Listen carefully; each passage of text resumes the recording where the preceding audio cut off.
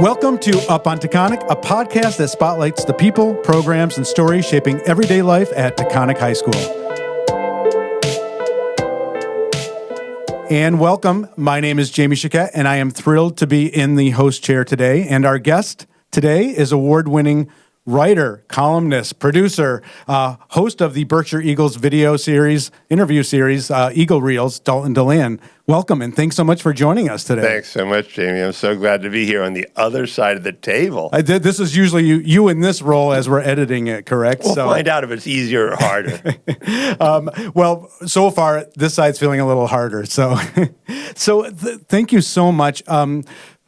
For our listeners, Dalton is someone who has been, we've crossed paths a couple of years ago, right, with the Berkshire Eagle, and you produce Eagle Reels, and you do interviews with some amazing people, and you've given our students this opportunity to collaborate and do some of the editing, the post-editing over the past couple of years, and giving a handful of our students some really amazing opportunities to add to their resume and to do some really, really good work. So it's just so... And one thing we should say is we don't get to be in person that much. We're doing a lot of emailing. We're doing a lot of, just kind of back and forth and doing the videos and stuff. But here we are in person. So it's really nice to see you. And we thank you for taking the time to do it. So. I like it. We used to call it high touch. I'm a high touch guy, but we're in this digital remote world. That's right. And, and we were just, before we started this, we were having a really great conversation with our multimedia students and kind of talking about that, how this industry is evolving, maybe devolving, and just all of the perils of navigating it as these students are kind of getting into it and making decisions about their life as well. They, in our conversation before and through some of your other visits, they've learned a little bit about you, your background. And for our listeners, though, can you just share a little bit about how you first became interested in writing and production, and maybe what inspired you to pursue this career path? Sure. Thanks, Jamie. My mother was an early copywriter in advertising, early female copywriter. Yeah. If anyone listening to this goes back or has seen the Mad Men series, that was a famous series kind of looking at the 60s on Madison Avenue. Mm-hmm. There's a character named Peggy, and she literally could have about been drawn from my mother's life. So I grew up exposed to writing for large audiences, mm-hmm. and that obviously played a part. And I did not have the experiences that you all have here, Jamie, and that you help the students learn, which is the technical and the electronic and the digital and now the computer work and AI. I didn't have any of that. So I started as a writer, mm-hmm. and then we can talk about it. I transitioned into television, but I could not have imagined that I would be in it because I had no real hands-on exposure to it growing up. Yeah, but from what we were talking about as well, I mean, I think for everybody who gets into this, though, you saw your strengths. You clearly had the leadership strength. You had the ability to communicate. You had the ability to write, and you must have really played on that idea and said, okay, maybe some people just also don't love the technical part of it. You found all of the other things that made it work for you, right? The true thing is that I worked against my deficits. So I began as a writer, and I found that even though I'm a writer to today, mm-hmm. I also write a column, right. The Unspin Room for the mm-hmm. Berkshire Eagle, but just writing, after doing that for a few years professionally, I was literally isolated and lonely. I'm an extrovert. Mm-hmm. I love people. I love communicating with people. Right. And so I had this idea that I needed to get into movies or television or something where I was working with people, not just me communing with my, in those days, typewriter every day. Right. So I drove myself into electronic media out of an emotional need. I'm sure that's not helpful. It's just true. But that's it though. We were talking about this in earlier in our conversation. This idea that you whether you find something you really want to do, and then you just, like you said, that fake it till you make it. You go and you just do it, whether you feel like you're ready for it or not. Do you remember the very first time that or at least the big first opportunity you had with that really opened everything up for you? We'll do this quickly. I took the enormous leap from writing to being at ABC News in the documentary division at a time in which there was a war going on in Northern Ireland. It was the height of what was called the Troubles. And it just so happened that they needed an associate producer type like me. And 1 week after I had parachuted into television, I found myself with a crew, a sound person, an assistant cameraman, a camera person. I was in a producing role in a war zone. And so I think that I got really lucky because in that environment, it was we were so closely working together that I actually was able to observe what at that time was the height of the technology. Today, you wouldn't even find it in a museum, old Nagra tape recorders and whatever. But I just, luck does play a part sometimes in these things, but I think you put yourself in those situations. I pushed myself into television. I got lucky to be in an experience where I learned a lot very quickly. And if you want to call that my bath of fire, it certainly was. Yeah, and I think about that, and I think about some of the points that we teach in this program. One of them is that hierarchy of the production. Like you go right from the PA right up to the executive producer. And it sounds like when you got into it almost at a pretty high level right away. What was that like, kind of looking at all these other people working under you, and then also what it was like kind of getting to know the hierarchy as quickly as you needed to know everybody's jobs? That's a great question, Jamie. I remember vividly when I moved from production, from hands-on work, so a couple of years after what we just talked about, to being an executive over projects, running stories, developing them, working with talent and all that. And I was terrified of doing it. When I went into television, went to a war zone, I was frankly so young and perhaps ignorant that it all just seemed great, and I just jumped in and did it. Yeah. Now I had a little experience behind me, and now the idea was, wait a minute, going from now knowing what to do with a crew to I'm supposed to be some kind of executive. Yeah. So I went to the head of the department of this story development area, and I said, well, you made that leap. I know your story. You were originally a receptionist and all this stuff. Yeah. And I said, but obviously you're my boss. You're so happy. You're so, top of the world. And she just looked at me and she goes, and I said, so right? She goes, every day I come in here and I miss the roar of the grease paint, the smell of the crowd. Yeah. She said, so think about that. Come back in a week. Tell me if you really want to do this. Yeah. Yeah. And I did come back and I did try it out of whatever that ambition was. Amazing. And backing up a little bit too, I've been thinking a lot today too with your visit just about the perspective of our multimedia students and what we talked about earlier, just the paths that they're looking to possibly pursue and the advice that you're giving them. As I understand, you studied at both Columbia and Princeton, correct? And yes. Two institutions that are clearly known for shaping thought leaders. And how did your education there influence your perspective and prepare you for the career in media and production that you ultimately went on to? Well, the stage was set before that, interestingly, and perhaps it's why I relate so much to Taconic here and what you're doing, because the seminal change for me, the sort of, that magic moment was in high school. It was in New Hampshire, and I was in a math class, and I'd been advanced into a calculus class, doing 2 years in one, because I'd shown some facility early on. But I guess I was already turning my attention to other things, and I found that I was really close to failing in the class. And I went to my teacher, and I said, I really would like to be put back into a regular math class.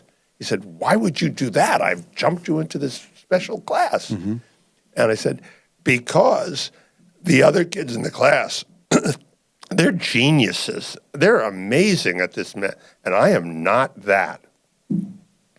He looked at me and he said, Dalton, you misunderstand the nature of genius. I said, No, I don't really think I do. I mean, I think they're geniuses. I'm not. He said, no. Genius is no more and no less than the recombination of the elements of your experience into new forms. Those words were the 10 Commandments for me. Yeah. That's powerful. You could, by your own just desire and adaptability and quick learning. And so when I went to Columbia, what I learned there was actually background mattered. They had what in those days was very unique. It's been copied later by other schools, a core curriculum, where I learned that maybe it was important to actually know what the Greeks had done or what somebody else had done, or the Bible, just literally, not just the religion, but the literature of it. So I went into college, and then at Princeton, it furthered this connection to smart people, storytelling, and all of it trailing from that seminal moment where I was like, okay, I might not be the smartest guy in the room, but I'm a really good sponge. And I'm learning how to take the pieces of my experience and put them together and maybe fake that I'm a smart guy. Right. And that's what I get from what you're saying there. And also I think what we talk about a lot in the high school level is that sometimes high school is about setting your mindset or kind of pulling back the bow before you let go. And that if you walk away from a high school situation with that confidence, it almost doesn't matter. You can learn anything you want to learn. And you, like you said, if you're a sponge and taking all that, the other stuff in as well, but that you can do such amazing things by just having the right confidence and the right mindset and the right, perspective to go into that with. And it sounds like your formative time was really set that way. If you really asked me truly, it was wonderful to grow, to get to go to prestige places and meet smart people and all that stuff. What I mostly did in all those years was read a lot, talk to a lot of people, and start to write. That's what I really did. And I would truly say that I love what you said, that table setting, as I would call it, that takes place in high school. If it is a place like this that can really do that for a young person, I believe that could have carried me anywhere. I really do. Yeah, that's amazing. And I can tell every time I talk to you that you can feel that when you look at your impressive resume and you see everything. There has to be sort of a 0 point where that starts from, and it sounds like you're really describing that, like that moment in calculus and it was as well, right? Yeah, of all things, math, right? That I can still do my checkbook, by the way. Yeah, but I actually use an accountant. What's a checkbook again? I forget what that. Yeah, I'm too digital these days. Right. So, True. So you're into the whole media landscape at some point, and from your early days to the industry today, things are changing, and we've been talking about that as well. How would you describe some of the biggest changes that you think to aspiring students, the biggest changes in the field that are happening today in media? It's always been a river, okay? So I'm glad you asked that question, because when people ask about my career, I think about it, and I think about I was on this river, and I either was ambitious enough or lucky enough to follow the river. I started in the old print journalism. I went into broadcasting, then went into cable television. Then I went into years in which we got heavily involved in the internet and in education in digital forms and engagement with people. Now, so two things I would say. One is that that the velocity of change has accelerated. AI is changing a lot, but the fundamentals don't change. So through everything, it's not going to be possible for everyone to become the master of every technical thing. Do you understand what story is? Do you understand people's patience? Do you understand how to pace things? Do you understand that it's called show business because two things need to be equally there. The creativity of show and the business of it only works if you fell a tree, like a famous philosopher Berkeley, and nobody hears it. Did it fall? From my perspective, it didn't fall at all. I want to know that people heard the tree. Mm-hmm. Yep. I hate to kind of tandem off of that, but I actually teach that exact thing when I do sound production in our class, because with a little twist to it, which is that if a tree falls in the forest and nobody's there to hear it, does it make a sound, right? And the physics of it says it doesn't, because only humans and things with ears can actually perceive sound. Right? But anyways, it's going up. You see, this is, again, I go back to that class I was going to fail. Yeah. Somehow we got back to physics and math again, or some, in some way, right? So I'm here with Dalton Delan, who is currently working with our program with the Berkshire Eagle and Eagle Reels. We're so excited to be able to talk to you today. We're going to take a quick break, and we'll be right back.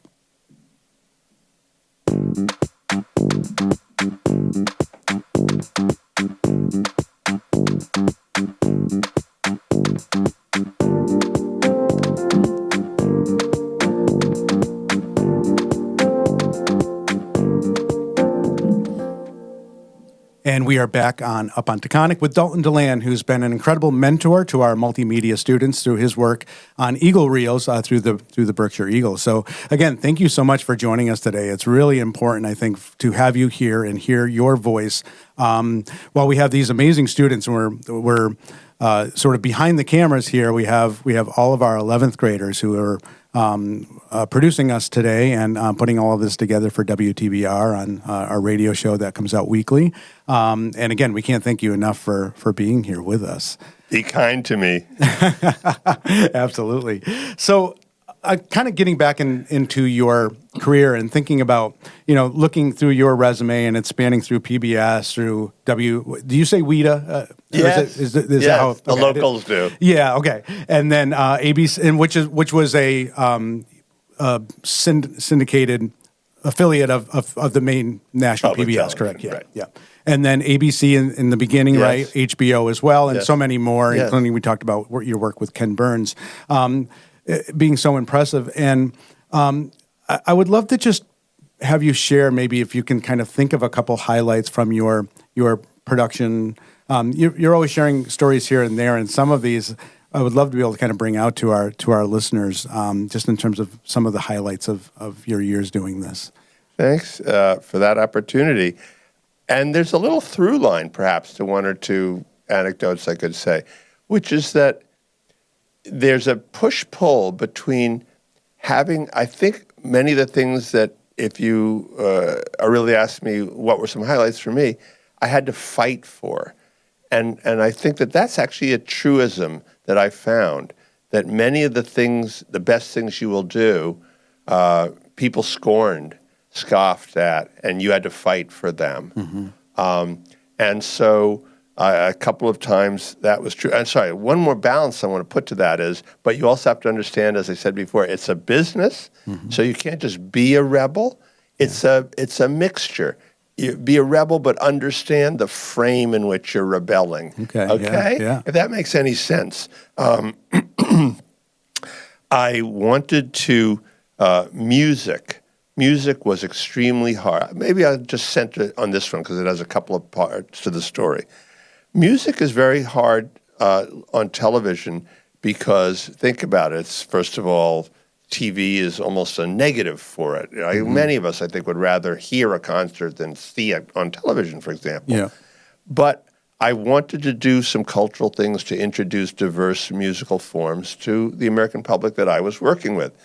So it took me years. I went to the Library of Congress. I thought, if I get the most prestigious library in America to work with me, nobody will be able to say no, and I'll get to do some music on television. Yeah. It took 2 years. I convinced the Library of Congress to be willing to do a show that I co-created. It was called the Library of Congress Gershwin Prize for Popular Song. Mm. And we did it. Paul Simon was our first honoree, and it was fabulous. Except that, and I can tell this story perhaps because the then librarian, sadly, is now deceased. But he really felt that the Library of Congress, which was putting his name on this, was getting short shrift because of it wasn't getting promoted. We were doing the show at the White House, which, again, part of my business of show. Who's going to say no to me if I do a show at the White House, under any president, by the way? But for the library, it's the White House is overwhelming the library. We had to move it out and yet preserve the funding and make the library be a library. So we went to a venue in Washington. It was called DAR Constitution Hall, a classic old venue. And if you ever go back on YouTube and see some of those shows, dressed it up a bit so the American viewer, not a trick, but just it felt like the library. Yeah. And so now everybody was happy, except it was always and remained harder to raise money because it wasn't at the White House. So perfect story of trying to always navigate the show and the business of the show. So when you say dress it up, you mean like added books or what? Like to make it library-esque? Was that the goal? Pillars, look, library look. Yeah, that's amazing. So, and that was sort of my friends in the library are now going to like target me. I'll never be able to go there again. That's funny. I was very taken and watched a number of different things through YouTube and looking back at some of your work with the White House concerts and stuff. And I think that, to me, that's one that must just really stand out is when because you were also doing them, you did them there, but did you also do them like was it the East Room or the Ballroom or what that was as well? And you've told some amazing stories to our students as well about working with some of these artists. Can you elaborate a little bit just on some of your favorite artists that you've worked with through that series? Sure. One wonderful moment that again stresses the work part of the business as well as the creative part of the business is the great legendary soul singer Aretha Franklin. And it was not known publicly in those days, but she was suffering. She had cancer, and a few years later, she would sadly pass. Yeah. And because of that, she was, and if any of you who sadly may know people, who've come through those sorts of treatments, she was cold all the time. She was cold all the time. Okay, yeah. We were in, as you mentioned, we were in the East Room of the White House. It was a very hot Washington day. And Aretha had a mink coat on, a scarf around her neck, and just like, sadly, my voice today is a little off. Apologies to listeners.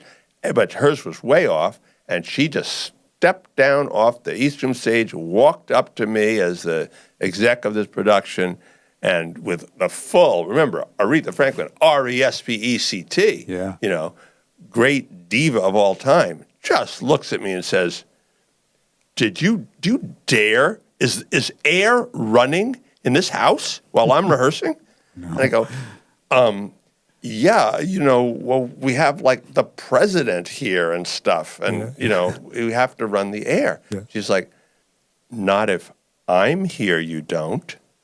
And so the next 20 minutes while the rest of the crew stood down was me arguing in the West Wing of the White House that we actually had to shut down the air, not only then in rehearsal, but later that day when 222 people, including the president and first lady, would be in there during the filming.